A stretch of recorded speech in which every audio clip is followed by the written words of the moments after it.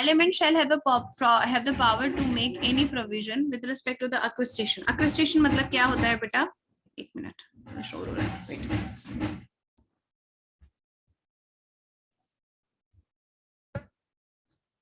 Acquisition मतलब loss of citizenship या फिर we can say the termination of citizenship and all other matters relating to the citizenship. ये article number 11 में, ठीक है.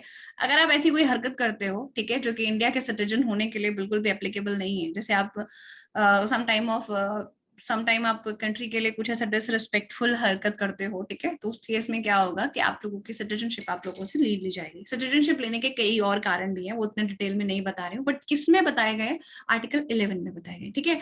आपकी सिटीजनशिप छीनी जा सकती है या आपसे टर्मिनेट की जा सकती है, तो उसके लिए कौन सा है? Article 11. The citizenship act 1955 provides for the acquisition of citizenship after the commencement of the constitution. This act is so far amended 8 times. Further 8 times amend हो चुका है, ठीक है. किस किस को मतलब सिटीजनशिप किसकी छीनी जा सकती है? सिटीजनशिप एक्ट 19, ये कुछ नहीं याद रखना है आपको, एक भी चीज याद नहीं रखनी है इनमें से. मेन चीज बता दी मैंने आपको. सिटीजनशिप 5 to 11 के अंदर कॉन्स्टिट्यूशन में बताई गई है. 5 किसके बारे में बात करता है, 11 किसके बारे में, तो मेन चीजें याद रखनी, इतना सब कुछ याद नहीं करना है. कितने 8 टाइम्स रिपीट, 8 टाइम मतलब अमेंड हो चुका है. 1957, 60, 85, 86, 90, 92, 2003, 2005, 2015, कितना 8 टाइम्स. समझ आई किसको कॉन्स्टिट्यूशन की, सॉरी किसको सिटीजनशिप छीननी है उस पर. एक्विजिशन ऑफ सिटीजनशिप, ठीक है. इसमें 5 वेज हैं कि हम कैसे मतलब सिटीजनशिप जो है by birth, bye decent, the registration, naturalisation and incorporation of the territory, ठीक है. अब देखो ध्यान से सुनिए. अगर किसी को एक्वायर मतलब सिटीजनशिप चाहिए, ठीक है, दोनों समझ लो ना तरीके बेटा. एक सिटीजनशिप एक्वायर करना, एक्विजिशन, टर्मिनेशन मतलब लूज, ठीक है. तो पहला तरीका है बाय बर्थ. समझ आई? By birth. A person born in India, मतलब आप सिटीजनशिप कैसे आ सकती है? By birth. पहली बात, अ person born in India on or after 26 January 1950 but before 1 July 1987. बात समझ रहे हो? आपको बात समझ आ रही है कि कोई पर्सन इंडिया के अंदर पैदा हुआ है 26 जनवरी 1950 पर कब तक 1 जुलाई 1987 is a citizen of India by birth irrespective of the nationality of his parents. अब बात यहाँ पर एक वर्ड सुनिएगा.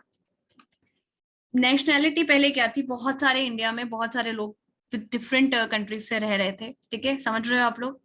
तो उन चाहे पेरेंट्स कोई भी हो, पर उनके बच्चे अगर 1 जुलाई 1987 से पहले कोई भी बच्चा पैदा होगा इंडिया के अंदर, ठीक है, आफ्टर 26 जनवरी 1950 एंड बिफोर 1 जुलाई 1987, वो क्या होगा? इंडिया का सिटीजन होगा. बट आफ्टर 1987 के पेरेंट्स की नेशनैलिटी मैटर करेगी. बात समझ रहे हो ना ऋषभ? ये बात किस किस को समझ आई? मैंने क्या बोला है, ये इंपॉर्टेंट है. अमृत्य क्या बोला बेटा, बताओ मैंने क्या समझाया इस चीज में? ध्यान से सुनी नहीं रहे हो? आदित्य आप बताओ बेटा, मैं क्या समझाने की कोशिश कर रही हूँ?